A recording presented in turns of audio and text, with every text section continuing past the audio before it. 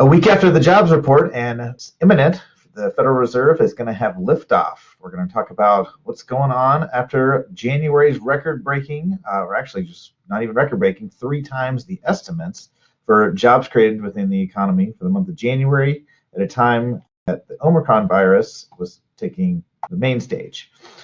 So the 10-year Treasury is up 1.95%. It's up 4 basis points today. It's Tuesday morning.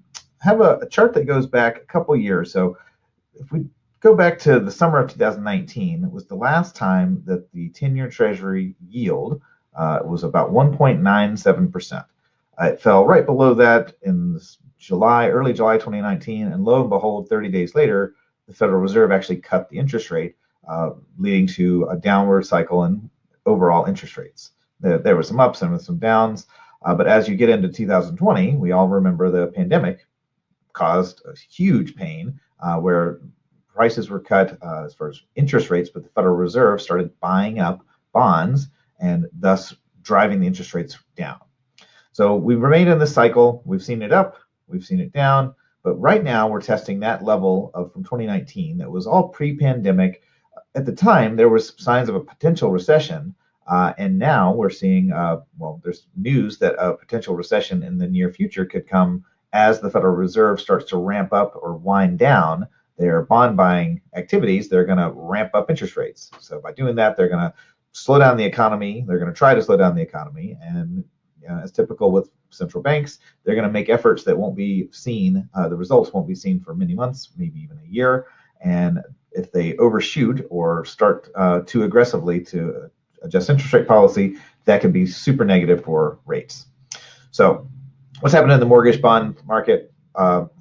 Mortgage bonds have not done well, along with overall interest rates from the Federal Reserve's purchases in the mortgage bonds, mortgage-backed securities, and U.S. Treasury yields. We just took a look at the Treasury bonds themselves. Those rates were, driving up, and this works in the inverse. As the price of the bond to the investor goes down, the yield to the consumer goes up. Okay, so interest rates are up. We're at the highest point this year for sure.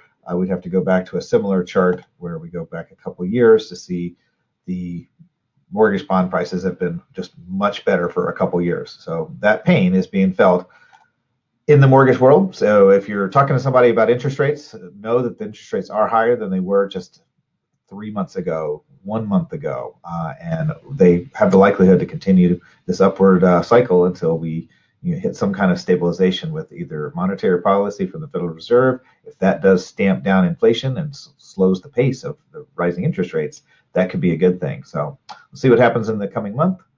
Have a great one.